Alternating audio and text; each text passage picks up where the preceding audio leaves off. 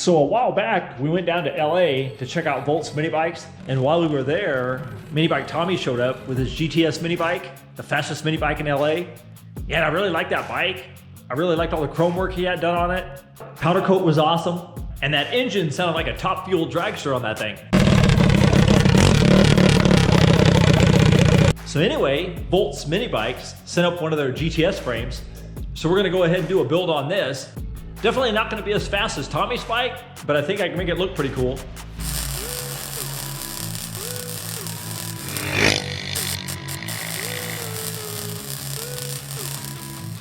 So you get the 5-inch wheels, you get the front tire, and the rear slick. Thing came with a nice seat. Yeah, I like that seat.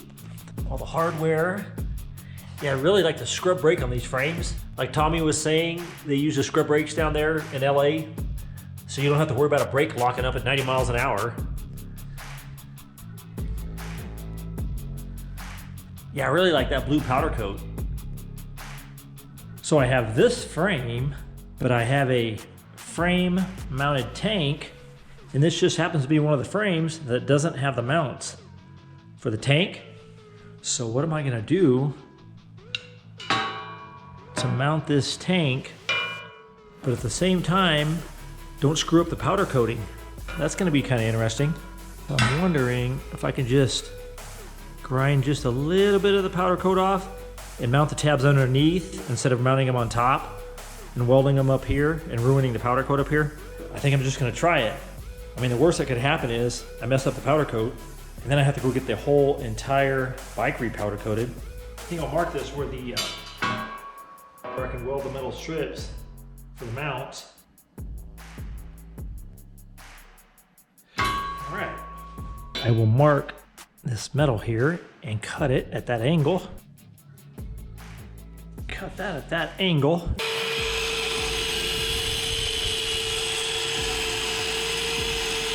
So I'm going to scratch the powder coat off under here just a little bit, just where I'm going to weld, and hopefully I can just zap a weld on there real quick. So I got the powder coat scraped off here and the metal on there, so we'll see if I can throw a real quick weld on these without messing it up.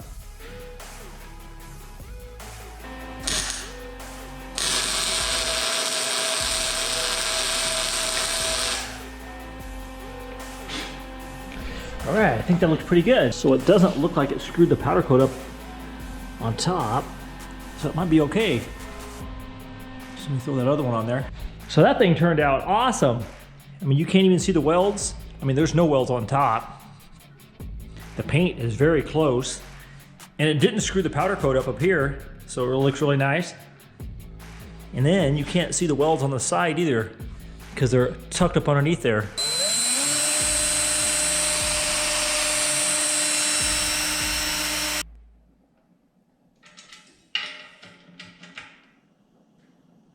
So that looks like it turned out pretty good. And I still have room between the frame here and the tank. And it's right in the middle on top, so that'll work. Yeah, it turned out pretty nice. So now I think I'll make a roller out of it and put the T-bar on here.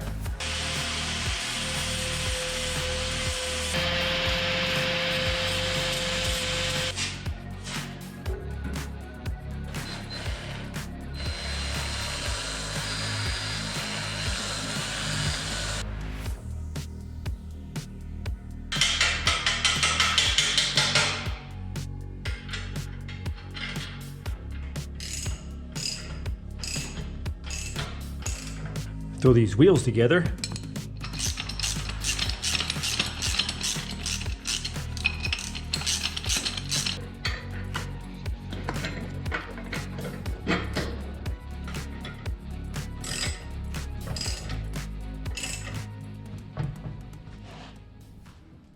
So on this build, I'm going to use this Predator 224. It has all the billet parts. I'm going to install the ARC billet side cover on the Predator 224.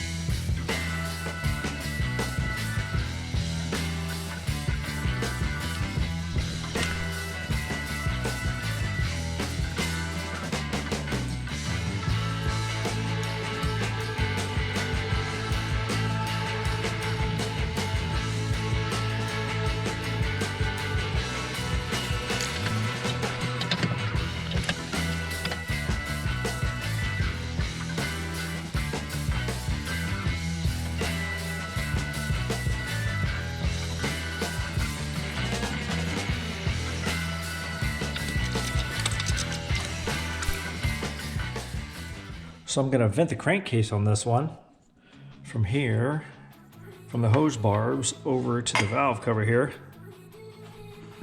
But at the same time, I'm going to run a catch can. So I'm going to have to drill this valve cover for another hose barb. So I'm going to use a 5/16 drill bit and drill me a hole here and then tap it. And that way I can throw a hose barb on the side here and then run a catch can at the same time with the vent.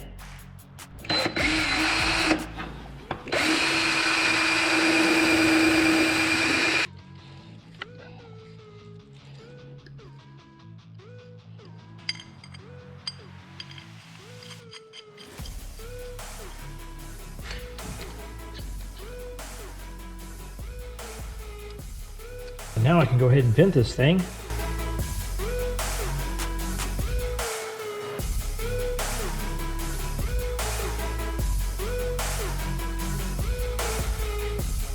So there we go, that looks kind of cool.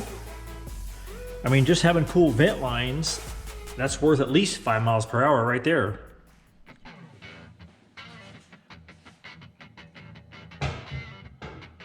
Install the twist grip and kill switch.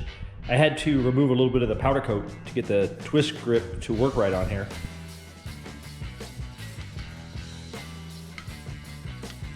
Put these handle grips on here.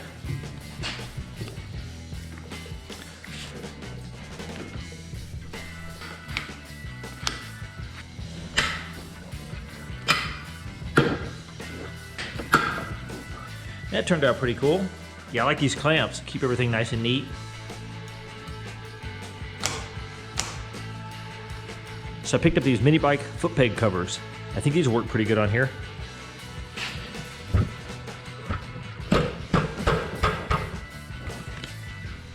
Yeah, that'll work.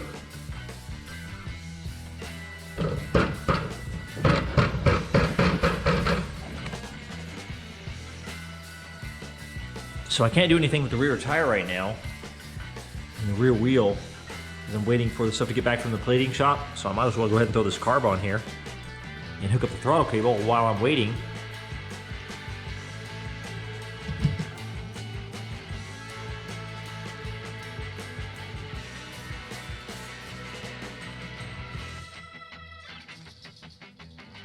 Well, we have full throttle here. We'll see. See if we got full throttle. Not quite full throttle yet. Let me back this out.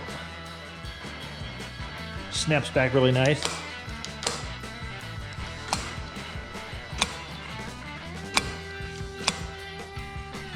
So I picked up this catch can mount. Pretty much matches everything else. The brushed aluminum. Actually, it's the same guy that I got the tank from.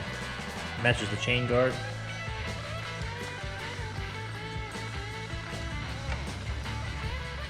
So I'm going to throw this one-way check valve on here between the valve cover and the catch can. So that way the engine's not pulling in unwanted air on the compression stroke. So just throw a check valve in here.